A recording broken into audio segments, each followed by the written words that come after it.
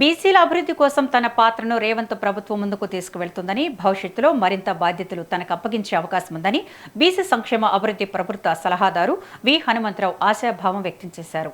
ఇక తన రాజకీయ భవిష్యత్తుపై మాట్లాడుతూ మరో 2 సంవత్సరాల్లో రాజ్యసభ సభ్యత్వం తనకు ఖచ్చితంగా లభిస్తుందని ఆయన ధీమా వ్యక్తం చేశారు. పార్టీ తన సేవలను గుర్తించి తగిన స్థానం ఇస్తుందని బీసీ సంక్షేమ అభివృద్ధి ప్రభుత్వ సలహాదారు హనుమంతరావుతో మా bureau chief Shekhar face to face. Congress party senior నాయకులు వేచుతూ ఉన్నాము. తెలంగాణ ప్రభుత్వం తనని సంక్షేమ శాఖ బీసీ సంక్షేమ డెవలప్మెంట్ కోసం ప్రభుత్వ సలహాదారుగా నియమించింది.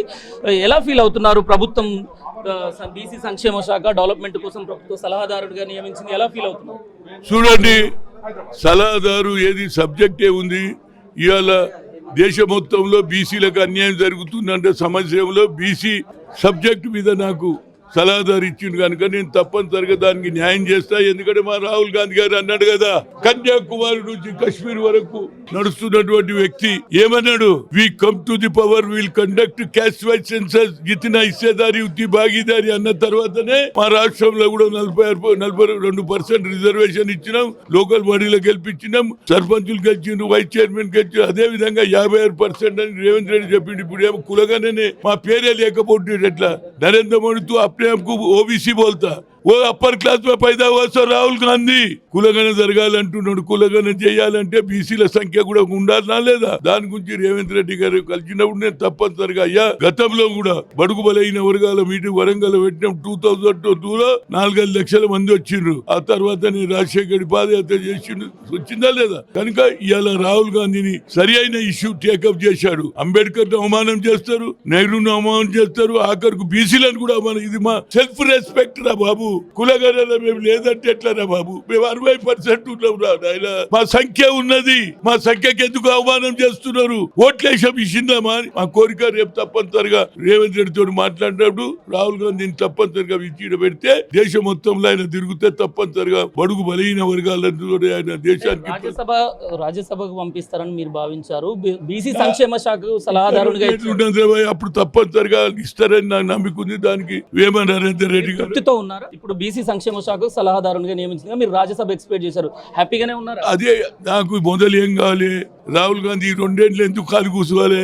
ఆయనను ప్రధానమంత్రి చేయాలంటే తిరగాలి కదా. ఇది చేస్తా అది తప్పనిసరిగా ఇస్తారనేది రేవంత్ రెడ్డి దాని మాట ఇస్తే నమ్ముతున్నా.